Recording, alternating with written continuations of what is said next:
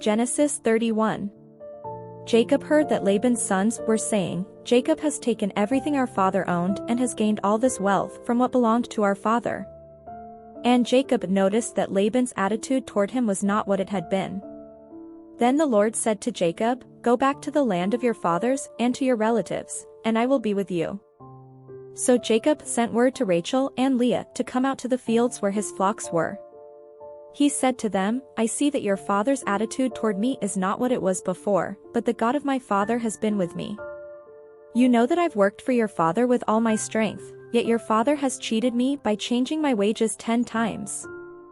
However, God has not allowed him to harm me.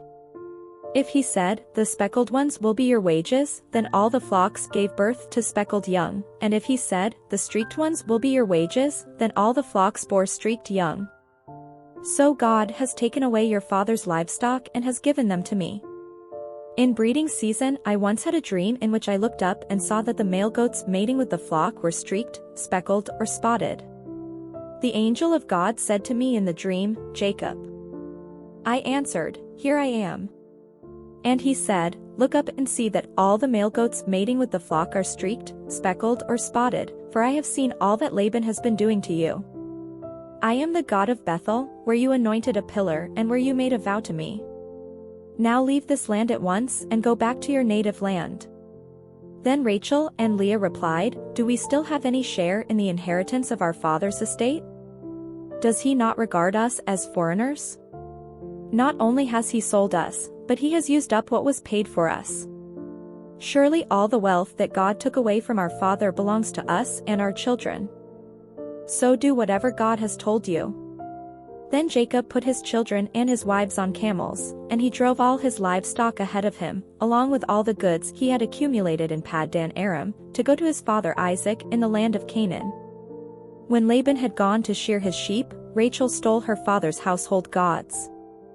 Moreover, Jacob deceived Laban the Aramean by not telling him he was running away. So he fled with all he had, crossed the Euphrates River, and headed for the hill country of Gilead. On the third day Laban was told that Jacob had fled.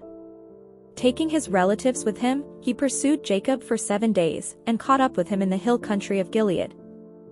Then God came to Laban the Aramean in a dream at night and said to him, "Be careful not to say anything to Jacob, either good or bad." Jacob had pitched his tent in the hill country of Gilead when Laban overtook him, and Laban and his relatives camped there too. Then Laban said to Jacob, "What have you done? You've deceived me, and you've carried off my daughters like captives in war. Why did you run off secretly and deceive me? Why didn't you tell me, so I could send you away with joy and singing to the music of timbrels and harps? You didn't even let me kiss my grandchildren and my daughters. Goodbye. You have done a foolish thing. I have the power to harm you, but last night the God of your father said to me, 'Be careful not to say anything to Jacob, either good or bad.' Now you have gone off because you long to return to your father's household. But why did you steal my gods?" Jacob answered Laban, "I was afraid, because I thought you would take your daughters away from me by force. But if you find anyone who has your gods, that person shall not live. In the presence of our relatives, see for yourself whether there is anything of yours here with me, and if so, take it." Now Jacob did not know that Rachel had stolen the gods. So Laban went into Jacob's tent and into Leah's tent and into the tent of the 2 female servants, but he found nothing. After he came out of Leah's tent, he entered Rachel's tent. Now Rachel had taken the household gods and put them inside her camel's saddle and was sitting on them. Laban searched through everything in the tent but found nothing. Rachel said to her father, "Don't be angry, my lord, that I cannot stand up in your presence. I'm having my period." So he searched but could not find the household gods. Jacob was angry and took Laban to task. "What is my crime?" he asked Laban. "How have I wronged you that you hunt me down? Now that you have searched through all my goods, what have you found that belongs to your household?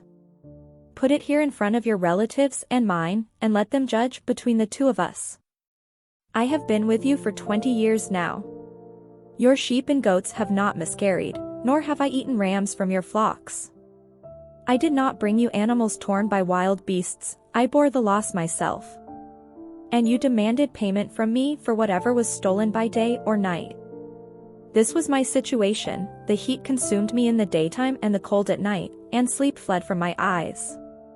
It was like this for the 20 years I was in your household.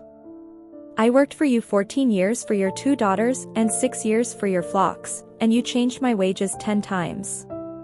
If the God of my father, the God of Abraham and the fear of Isaac, had not been with me, you would surely have sent me away empty-handed. But God has seen my hardship and the toil of my hands, and last night he rebuked you. Laban answered Jacob, the women are my daughters, the children are my children, and the flocks are my flocks. All you see is mine. Yet what can I do today about these daughters of mine, or about the children they have borne? Come now, let's make a covenant, you and I, and let it serve as a witness between us. So Jacob took a stone and set it up as a pillar. He said to his relatives, gather some stones. So they took stones and piled them in a heap, and they ate there by the heap. Laban called it Jegar-Sahadutha, and Jacob called it Galeed. Laban said, this heap is a witness between you and me today. That is why it was called Galeed. It was also called Mizpah, because he said, may the Lord keep watch between you and me when we are away from each other. If you mistreat my daughters, or if you take any wives besides my daughters, even though no one is with us, remember that God is a witness between you and me. Laban also said to Jacob, here is this heap, and here is this pillar I have set up between you and me. This heap is a witness, and this pillar is a witness, that I will not go past this heap to your side to harm you, and that you will not go past this heap and pillar to my side to harm me. May the God of Abraham and the God of Nahor, the God of their father, judge between us. So Jacob took an oath in the name of the fear of his father Isaac. He offered a sacrifice there in the hill country and invited his relatives to a meal. After they had eaten, they spent the night there. Early the next morning Laban kissed his grandchildren and his daughters and blessed them. Then he left and returned home.